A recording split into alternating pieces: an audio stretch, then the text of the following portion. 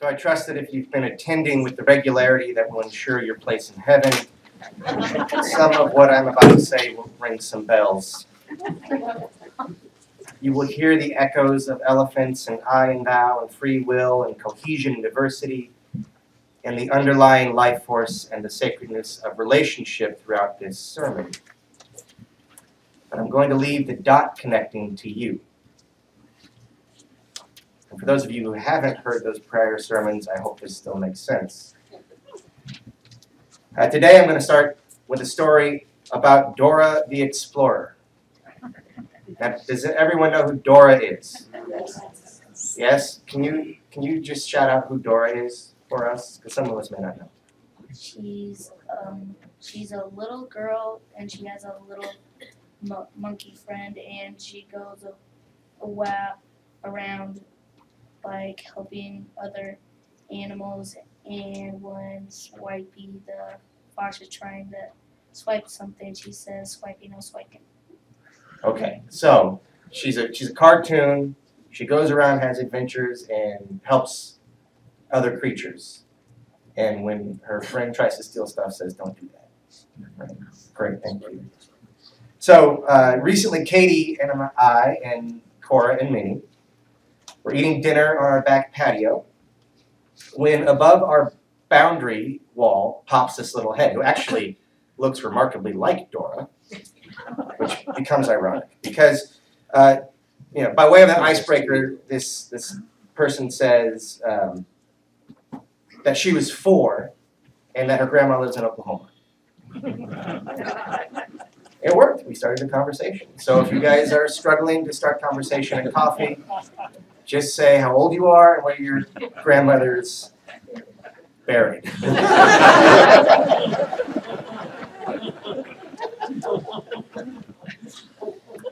And so the conversation went on kind of like that for a little while, and until she said, "Oh, I see you have some Dora the Explorer toys. You shouldn't play with those because Dora teaches bad things." And Katie and I were puzzled. It's true that Dora is a bit advanced for our family, so I hadn't seen much of her. But what I'd seen seemed to be run-of-the-mill, be excellent to each other kind of stuff. Kind of like church. So we asked our neighbor, "What bad things does Dora teach?" Maybe this little girl knew something that we didn't. "Dora," responded our neighbor, "teaches that trees are more important than people." And Katie and I looked at each other, rebuttals playing behind each of our eyes. Of course, we offered no opinion. That was not the right venue. Still, we were both amazed at the matrix this comic seemed to reveal.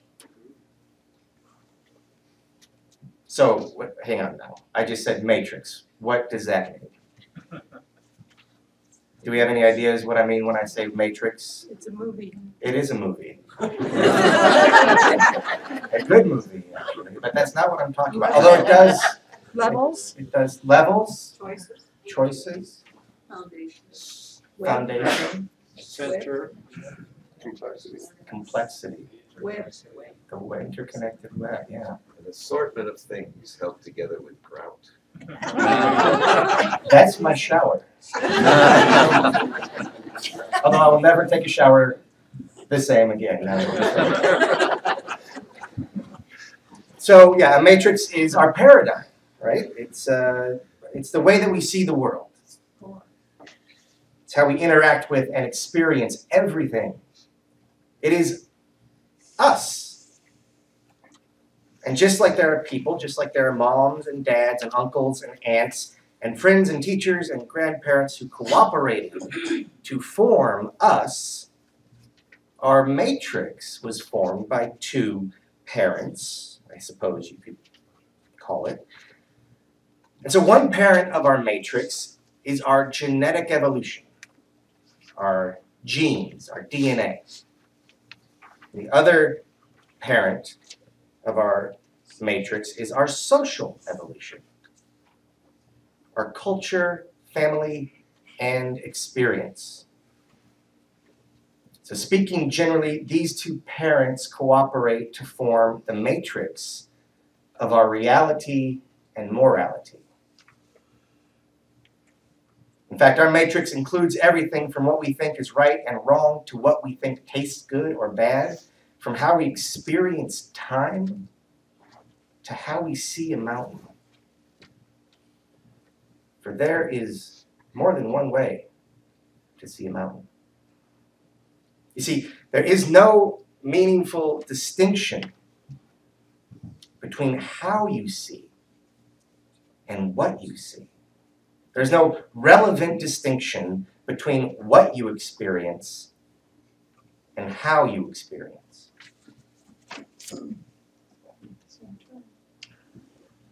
A matrix is a person, an identity. What you experience as you is your matrix.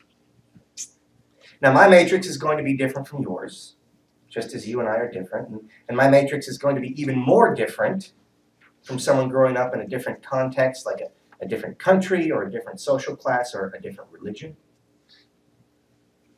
My matrix is clearly different than that of the little girl next door.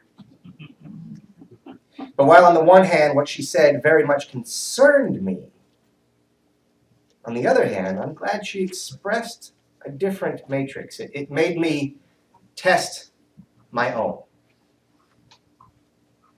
You see, all of our lives, it seems like our matrix is the truth, is reality, is the way things are. And here you may hear some resonances with the movie.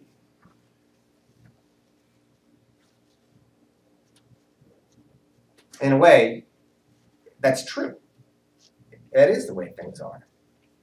However, understanding that there are other matrices out there that are also the way things are may indicate that there is more to reality than we assume. That what we have experienced, that how we experience, represents only a small part of what is possible. So even if that makes sense to you, it is all too easy to get stuck in the matrix into which you have been born and evolved.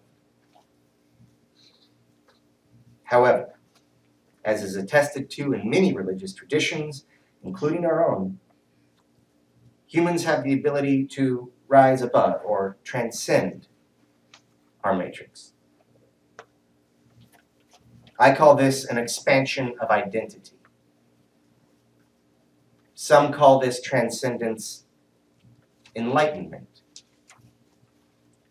We hear that enlightenment is like waking up from a dream. The dream here is the matrix of your identity. So enlightenment then doesn't have to be that frustratingly far off, seemingly unattainable sense of calm and one with everythingness.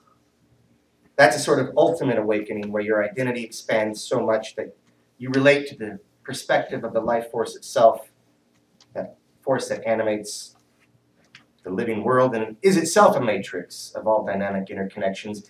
And that sounds amazing. But enlightenment is also an everyday thing. It makes sense to me that its effect may depend on how much you pay attention to it when it happens.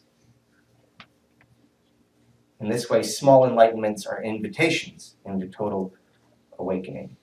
And to put it more plainly, enlightenment is the experience of moving beyond your normal sense of self, your self-interest, to lose that sense of yourself in a larger identity, to move beyond I for a time. This experience of getting beyond I, of losing the sense of self, is what Jonathan Haidt describes as flipping the hive switch. So Haidt is a researcher at the University of Virginia, and this series of sermons is his fault, as they are inspired by his book, The Righteous Mind. And he argues that humans are 90% chimpanzee and 10% bee. we have evolved to be 90% self-centered and totally, or in 10%, totally centered in the sense of being part of a larger whole. That's the hive. That's our bees. So evolutionarily speaking, the hive switch, as he calls it, helped us to win competitions between groups and to band together to solve problems. So when you hear people describe being one with everything, or describe the hive being part of a team or a military unit, or losing themselves to God, or music, or a cause, or what have you, what you are hearing them describe is the thrill of evolutionary power. The life force, the thrill of the life force. The thrill of moving beyond I or transcending the matrix or flipping the hive switch. Enlightenment can make us better people, better friends, better partners, better lovers of ourselves, of each other, and of the world. Because expanding our identity means increasing our connections and connectivity. It means increasing our understanding, all of which enable us to become more compassionate expressions of the force of evolution. The life force manifests in a smile, in a soft touch. And this creates happiness. Also, enlightenment is awesome. And actually, Jonathan Haidt describes that as a kind of equation. Awe equals enlightenment. Or at least awe makes for enlightenment. So he found that awe flips the hive switch. So here's a question. When was the last time you felt real awe? I do not mean feeling extremely impressed.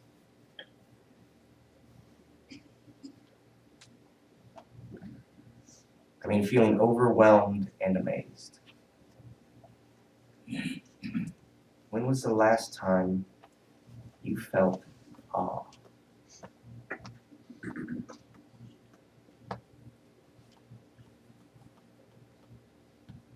I encourage you to share that story with another after the service over coffee. Haidt notes that awe is triggered when we face situations with two features. Vastness, something that overwhelms us and makes us feel small, and accommodation. And what he means by accommodation is that the situation is not easily assimilated back into our matrix. We have to work at it. We must accommodate our matrix to the experience. And meanwhile, vastness, as I read it, seems to have something to do with vulnerability. So vastness and accommodation are cause for revision. And as we have seen earlier, revision forces what we think to cooperate with how we perceive, how we feel in our gut. And that cooperation opens all sorts of possibilities, expansion of identity being one of them. So Haidt notices that many stories of awe take place in the wilderness. He even cites our spiritual ancestor, Ralph Waldo Emerson, who found awe in nature. And perhaps that is where you last experienced it as well. How curious then that the hive switch, that chemical flood of oxytocin that we experience in supremely social situations, is flipped in the seeming solitude of nature. That means something. I'm reminded of the nature writer and spiritual thinker Thomas Berry, He taught that the universe is a communion of subjects. Not a human subject in relationship with an objectified world, a world of things, but a whole world of subjects, of beings in communion with one another. And this again calls us out of our self-centered matrix and into something much more expansive. Whereas I've said that transcendence is the expansion beyond our personal matrix, beyond ego, Barry's communion of subjects describes the same movement in terms of transforming from an anthropocentric relationship with reality, that means a human-based understanding, a human-centered understanding of reality, to one that is more ecocentric, which is where relationship is now at the center. That means instead of thinking about the earth in terms of me, I am thinking about me in terms of the intersubjectivity and cooperation of life on earth. That means that it is not about me, but rather I am about all of it. Now this still convicts Dora of saying bad things. Trees are not more important than people. But people are clearly not more important than trees. In fact, the tree versus person proposition, Dora, is what's wrong. Without trees, there are no people. And without people, there's no such thing as importance. For the sake of simplicity, it would be better not to think of trees versus people, but that trees are people, and that people are trees.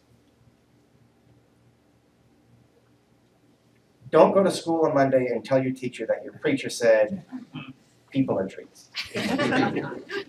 That's not particularly true. Trees are not people. But that idea can be a guide. It points the way to a transformation, a transcendent experience that finally becomes the only way in which we survive. And here I am not anthropomorphizing anything, I mean the planet.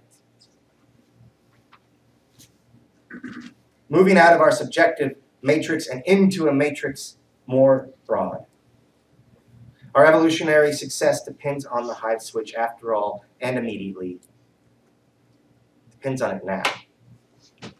For it is only when we as a species make this transformation from humanist to ecocentrist that we will understand in our bones the impact that we have on our environment and the suicidal peril in which we are currently courting.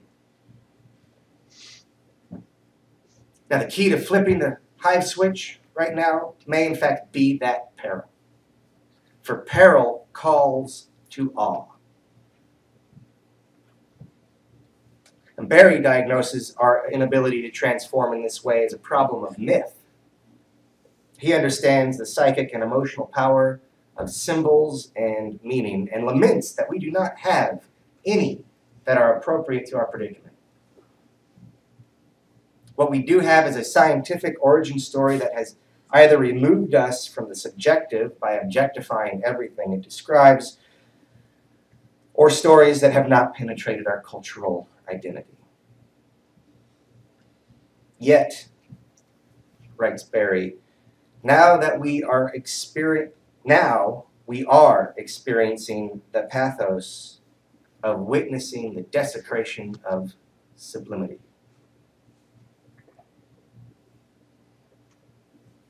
In this tragedy, we are at last coming to see ourselves in this story. And so the story comes to be us, a communion of subjects. And this is happening because we are at last, or I should say once again, experiencing our vulnerability. So our last great hope for survival is in the recognition and the embracing of vulnerability. And any transcendence or transformation implies vulnerability, for it is a step out of the nest of our matrix. Through our global vulnerability, we have the opportunity to remember our creation story, to find ourselves in it. From star-forging galaxies to atmosphere, from amoeba to big band music. Through our impending doom, we may now experience ourselves as a part of that creation story of subjects in communion.